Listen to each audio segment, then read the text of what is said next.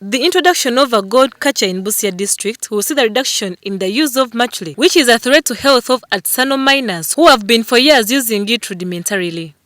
According to Terry Gard, a gold mining researcher and artisan and small-scale mining consultant, said that the miners have been using and getting in contact with the mercury, which he says possesses health risks. Empowering communities. This is the economics of taking the small people seriously. And this is what fair trade is all about.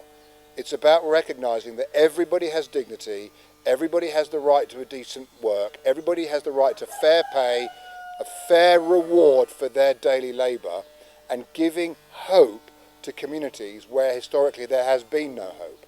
And that's what I'm seeing. He's also consulting to Fair Trade Gold as a technical advisor, helping with appropriate technology for artisanal gold miners in East Africa. A member of the Fair Trade and Gold jeweler, Greg Valerio, asserts that it's now time for miners to utilize the gold kacha and increase on the production such that they are able to access the market. He was, however, quick to add that they can only benefit from the market if they are united and work as a team. He also echoes the need to reduce the number of children in the mines, now that there is gold kacha, which will do a lot of work that leads to children's dropout from school. The director in Tebe Women Environment in Action for Development, to whom we stressed that there is going to be a tremendous reduction in the level of sickness among children and women, who are the most victims, since they have been the front persons in getting into contact with mercury almost on a daily basis. The gold kacha is a fundamental kind of change for them.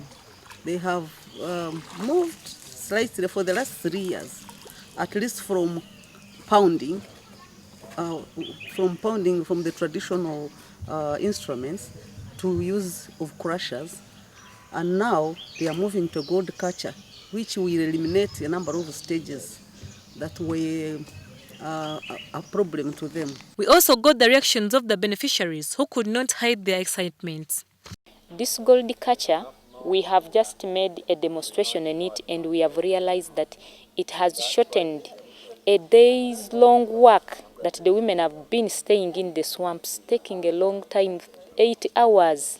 Somebody leaves home by 7, will come back at lunchtime, cook for the children, throws food there, again gets back to the swamp, and will leave the swamp at around 6 from the mines.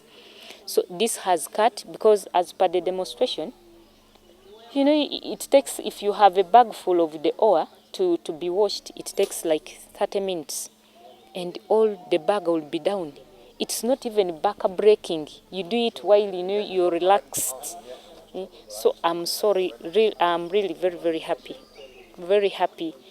As we're just learning how to use it, we processed tailings that were actually redone like 10 times.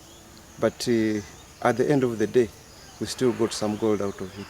That's a good indication that if we are doing the real ore, the powder that has not been processed before, really the outcome would be superb.